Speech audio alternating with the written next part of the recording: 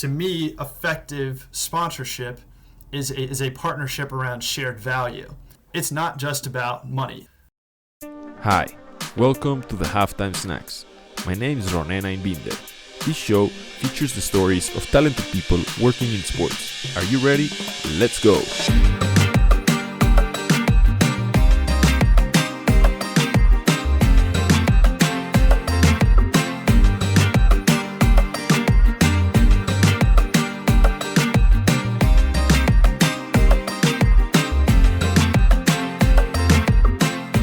Joining us today for the Halftime Snacks is an author, social entrepreneur, and sports marketing professional. Coming to the show all the way from Baltimore is the artist behind a book called 3-Win Sponsorship. In his book, he talks about how organizations can begin integrating purpose and social impact into their sponsorship platforms. The core idea of the book is based off a 3-win mindset, which means to conduct business with the well-being of people and the planet in mind. Additionally, he's the founder of Third Win Group, a sponsorship consulting firm where they help talent in sports to maximize their earning potential and maximize their impact off the field as well. Our guest area of expertise lies in the intersection between marketing, sponsorships, and social responsibility. It is an honor and a pleasure to host him in the Halftime Snacks. Ladies and gentlemen, John Balkam. Woohoo! Thanks for having me, Ronan. It feels good to be here. It feels so much better to host you, John, finally. I want to start with a question that a follower named Taylor on Twitter sent us, and that is if you have any nicknames at all, and if so, which one's your favorite?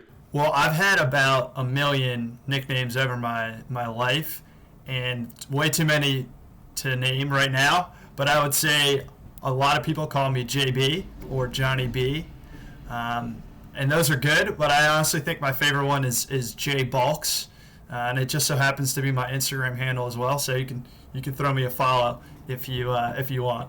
J Balks, that's a really good one. Now I want to start asking you a question that is gonna take a lot of you to think introspectively. Let's build a scenario. Let's suppose that you'd be running for president, maybe against Joe Biden, or maybe next time against Kanye West. Who knows? But let's say let's suppose you'd be running for president. What would be the 3 main reasons why people should vote for you? If you want to share maybe your purpose, your vision, your mission. Well, Ronan, as you know, here in the U.S., it's been an election year. So fortunately, I've been thinking about my stump speech for quite some time. And you know what? I would say there's the 3 things that come to mind as to why I would be a great president. One would be my values. So I always like to put out into the world that I'm a man for others, and I like to be of service to others. And that's a core value. The second would be my mission or my purpose. And I like to think about my mission as using my time, talent, and treasure to make a positive impact on other people, and then inspiring other people to do the same. And then the third reason would be my height. I'm about 6'4", and everybody knows that tall people make great leaders. So vote John Balkam. Man, what a legend. I'm also 6'4", and I feel like people should vote for tall people. I agree 100%, John. I want to talk a little bit now about your career as a writer and, of course, your book. I want to ask you, in terms of looking at your career and what you accomplished and the things that you went through, what were the 3 experiences that drove you into writing the book 3-Win Sponsorship? One of the first experiences that put me on this trajectory was this class I took back when I was in my 4th year, my senior year at Georgetown University, and it was a class on social entrepreneurship. Now, I knew what entrepreneurship was, and I had entrepreneurs in my family, but the term social entrepreneurship was pretty new for me, and it was just a total eye-opener. It was one of those light bulb moments where you kind of realize, oh, this is a thing. We're building business that makes a positive impact on the planet and on other people. and that's the core reason to create the business.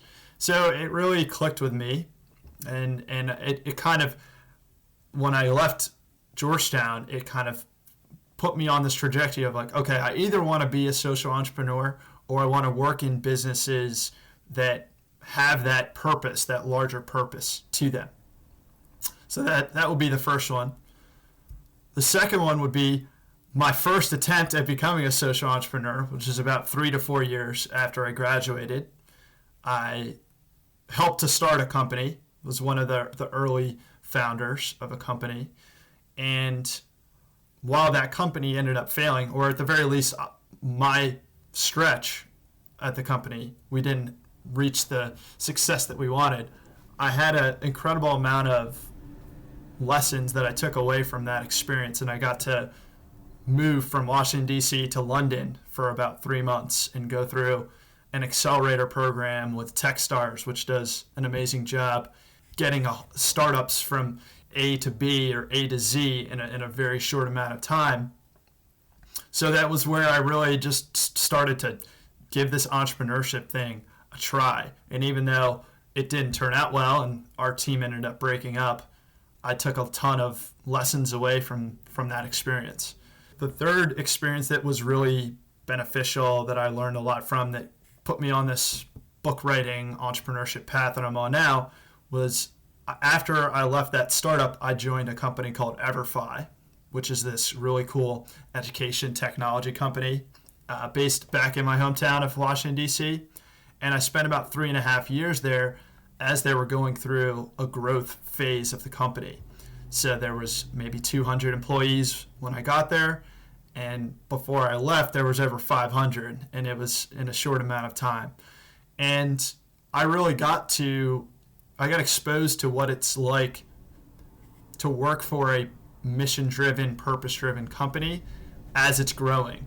And not only that, I got to work inside of a sports and entertainment division at EverFi, where we were effectively running social impact education programs through the sports and entertainment industry, through partnerships in the sports and entertainment industry.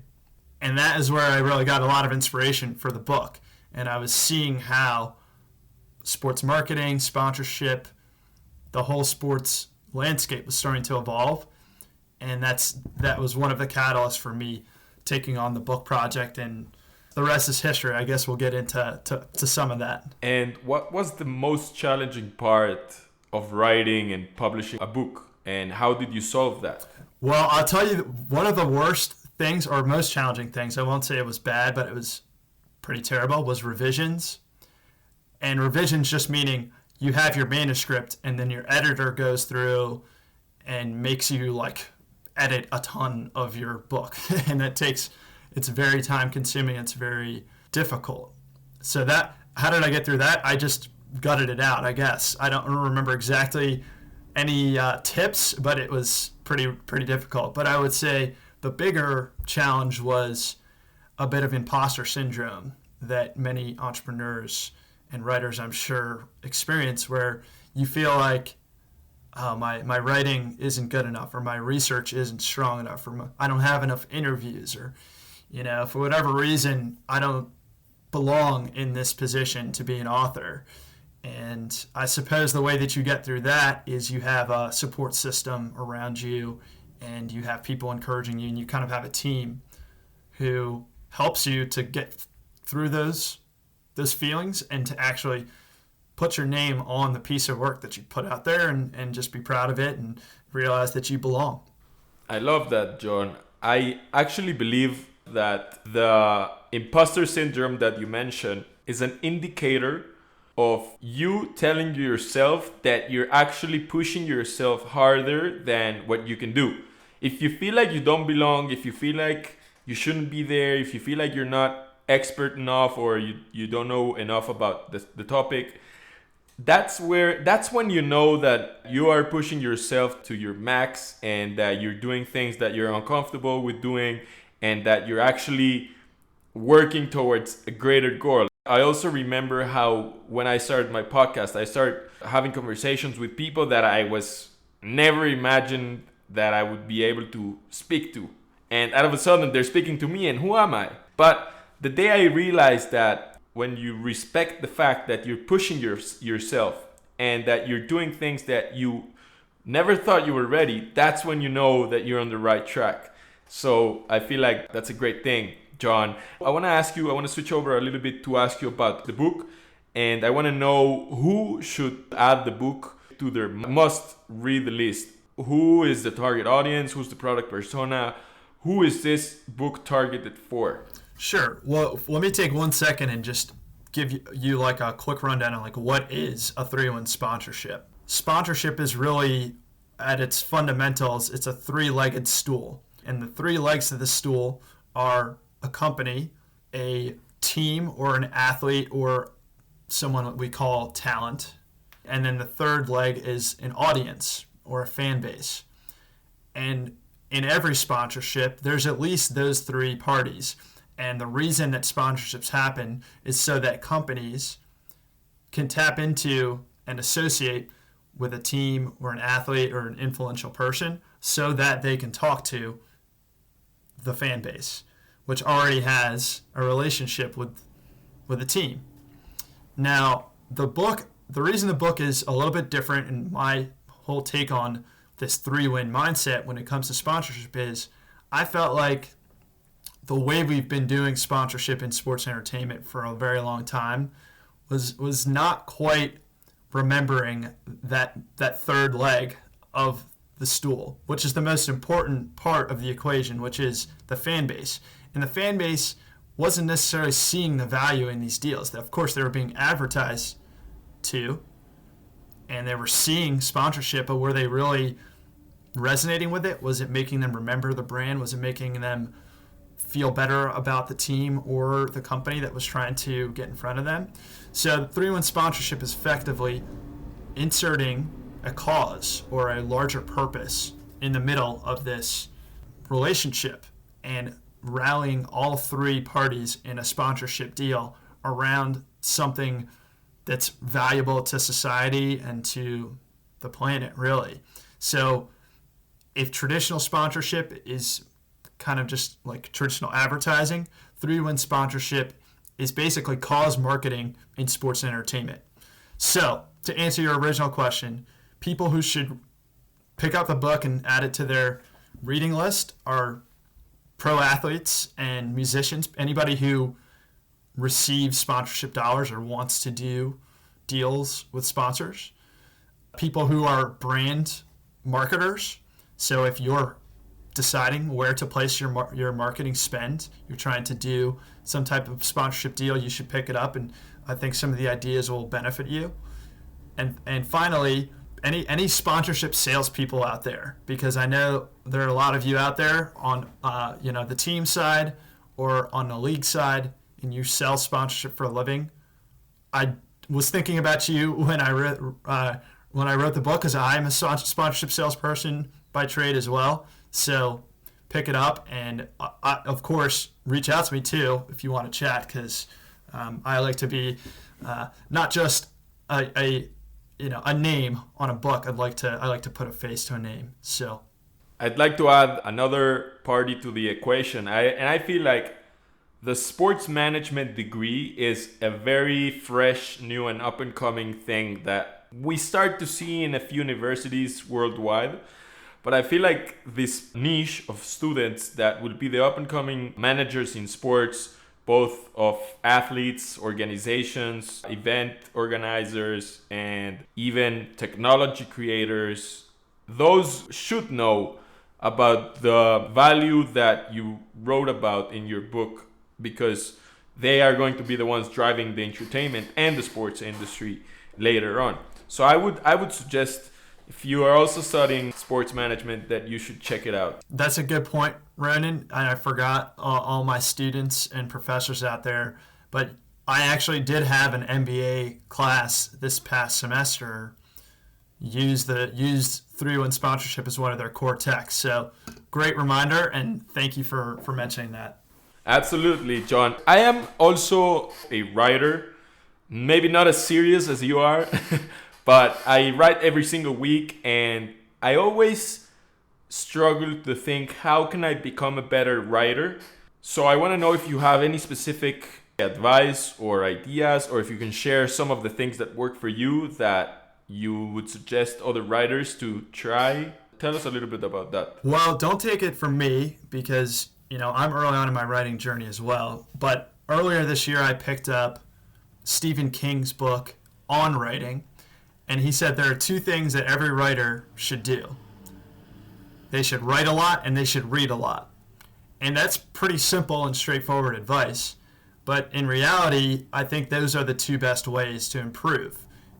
You need to read not just junk food writing. You need to read like great writing that you admire and that you want to model yourself after. So for me, I read a ton about not just the sports business, but also sports in general. So I read The Athletic a lot. I read the Washington Post sports section. I read the New York Times.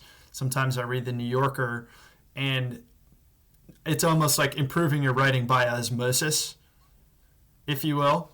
And I really am a big believer in that. And you won't necessarily be able to measure how much your writing improves, but you just know that great writers like Stephen King believe in it and suggest you do it. And then write a lot. That's just the reality of any skill or discipline, is the repetitions is what will make you better. And then also repetitions, but with discipline behind it, and with basically getting feedback so that you know what you're working on and what you're trying to get better at. It's basically calibrated practice and really focusing on, okay, I'm trying to write more clear or with more brevity. So let me try and take this 500 word essay and cut it down to 200. And let me get the same message across or a better message across. So for what it's worth, those are my 2 cents, but take it from Stephen King rather than me. Yeah, I relate it to two phrases. One is, if you want to cook better sushi, then get better fish. And that just means that the better the input, the better the output. So if you're consuming information, if you're reading about sports, or if you're reading about any other topic, the higher the quality, then you'll be able to not only write better about them, but also have a more concrete opinion, have a more complete perspective.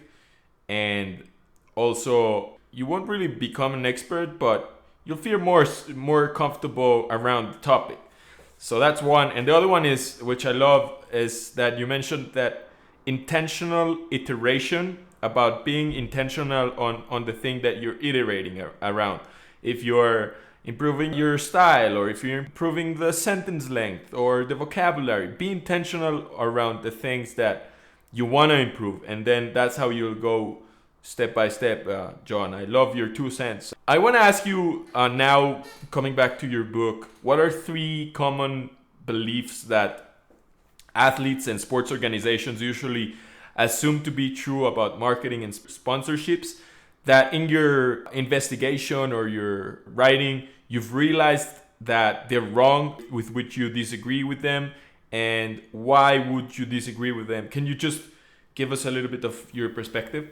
Sure. One thing that we need to realize as marketers generally, but also sports marketers and sports entertainment professionals, is that the old-fashioned way doesn't necessarily work. And I'm not even sure that it ever really did work that well at changing fans' and customers' minds and attitudes and behaviors.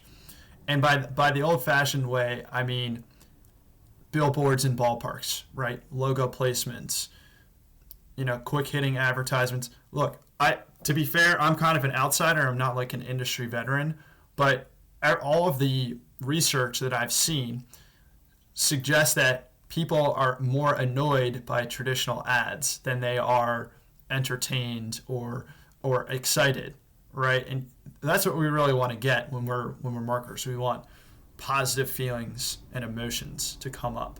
So I think one thing is the old-fashioned way doesn't necessarily work anymore.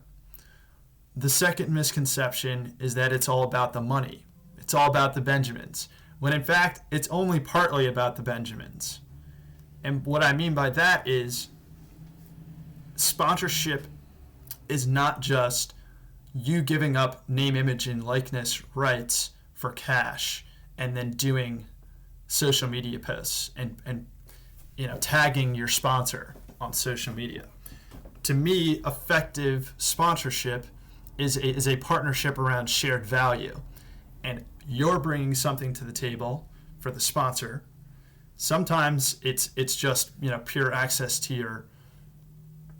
your fan base, to your customers, and that connection that you already have. But there could be other benefits that if you ask your sponsors, they'll tell you, actually what we really wanted to do was entertain our clients at your game because we're a business-to-business company, and that is really important to us to be able to have face-to-face interactions. So it's not just about money. Of course, in almost every sponsorship, money exchanges hands from a sponsor to a sponsee, whether that be a team or an athlete. But really what you want to do is understand what each individual sponsor, what value you can bring to the table for them, and then also what value they can bring to the table for you. And I think you'll see more and more athletes, more and more teams and leagues, they're starting to realize that, some of our sponsors actually can help us solve a problem inside of our businesses. They can bring technology to the table. Or maybe they can bring a different fan base or different marketplace that we haven't tapped yet. So that's number 2. And then the final one really is, I think 2020 exemplifies this perfectly. There's a misconception that you shouldn't be political and you shouldn't get involved in social impact and causes, that it will hurt your chances of getting a sponsorship. But I think that's actually completely false. And in fact, this year we just saw Sports Illustrated, they named their sports person of the year is the activist athlete.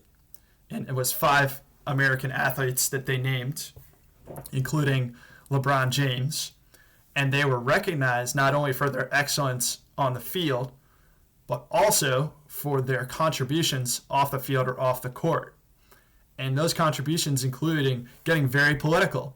LeBron started up basically a political action organization called More Than a Vote, which was encouraging people to vote, to register to vote. And Patrick Mahomes, you started to see him doing advertisements for Adidas where he was talking about the Black Lives Matter movement. So the old advice that athletes were getting or teams were getting about, don't get political, don't involve yourself at all in any social causes except if it's acceptable, like veterans or cancer, which are important causes but are kind of everybody can get behind, fighting cancer and supporting veterans. There's very little risk in supporting those causes. This is to me a really important one, and one of the core reasons why a 3-win mindset and methodology and sponsorship is important, because we see consumers, fans, they want their athletes and their teams to take stances on political and social causes that are near and dear to them. And in fact, if they do that, the business results will be better when it comes to sponsorship. So those are 3 things that I think about. It's not all about the money. The old-fashioned way needs a bit of an update. And look, being political and being active in social movements is actually good for business in this day and age. That's super interesting, John. Do you think that the time when Colin Kaepernick, the ex-quarterback of the San Francisco 49ers, he was, well, we all know the story. He tried free agency, no one was hiring him, and his brand had this perception of negative connotations because they associated kneeling in the anthem as something wrong, when of course the intention was not that. Do you think that when Nike signed Colin for an ad they wanted to showcase him as a leader, do you believe that was kind of like an inflection point in both brands, sponsorships, and the way we see athletes? Going along the lines with your third point, of what athletes mean to society? Do you think that that was a very important moment? It was. It was. And the interesting thing is that last point I just made about athletes and organizations and sports getting political, that was actually not true for Colin Kaepernick. In fact, he lost his job because of his activism on the sidelines. That was only 4 short years ago when the NFL felt like taking a stand against police brutality and racism in the United States was bad for business. But look how much things have changed in 2020, right? Nike did make a bit of a bold stand, if you will, and kind of went against the NFL, which, by the way, is a very, very big and lucrative partner of the NFL.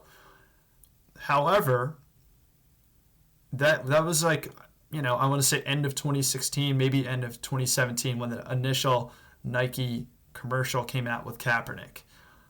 3 years later, what happened in 2020? Not only the pandemic, the COVID-19 pandemic, but also the George Floyd protests and the ensuing Black Lives Matter movement swept across not only the United States, but also across the world. And now, all of a sudden, the NFL realizes, and basically all of the other sports leagues here in the U.S. realize that, oh, we were wrong in the past. And by the way, it's actually good for business now to be on the side of Colin Kaepernick, and because attitudes have shifted across society. And younger people in our generation and the generation below us, they already were on Kaepernick's side. But it kind of took a massive social movement, really, to make the shift. So I mean, Nike deserves some credit for being early and being a bit of a leader in supporting Colin Kaepernick. But now it almost feels like Kaepernick was a little bit ahead of his time. Although, to be fair, he needed to make that stand to kind of set the table for all of the other activist athletes who are really putting themselves out there this year, if that makes sense. Yeah, totally, John. I feel like it's fascinating because we are exactly in the inflection point in sponsorships, in the way things are going to look in the future. We are in a very critical point in time where we're going to see how the new rules are going to be applied in terms of marketing and sponsorships. And I feel like your book will serve as a guide of a few of the concepts that will and need to be applied in the future. And that's fascinating, John. I'm so happy that you can share that with us. And, since we're running out of time, I want to ask you a more personal and last question to get to know you a little bit better. I want to know what's the best thing that someone has ever done for you, and why do you remember that? Sure. So I'll actually give my parents a hat tip here, because when I was in college, when I was a freshman, first year in college, I had a lot of difficulty with mental health issues and had to take a semester off. And during that time, my parents were so patient, loving, caring, and just nurturing. And it was the only reason I was able to get through it and then graduate on time. And I would have never been able to not only graduate, but then pursue this career and the book and all of these different things that I'm passionate about, if not for my parents being so amazing when I was having a tough time. And I'm glad now that we're seeing mental health being able to be much less taboo, and we're able to talk about it more openly, because certainly in 2009, when I was going through it, in 2010, we still weren't quite there yet.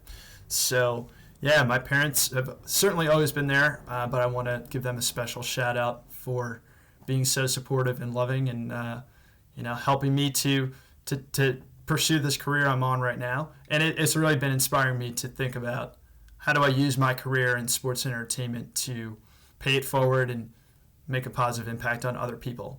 Wow. Shout out to Mr. and Mrs. Balkam. You have a great kid. It was an honor to host him on the Halftime Snacks. That's a great place to wrap today's conversation, John. I want to thank you so much for your time, your kindness, your insights. And of course, thank you so much for talking about your book and about sponsorships and about everything else. I hope that you guys get John's book and follow John on Twitter. The links are gonna be on the description. But hey man, thank you so much for coming. I appreciate it.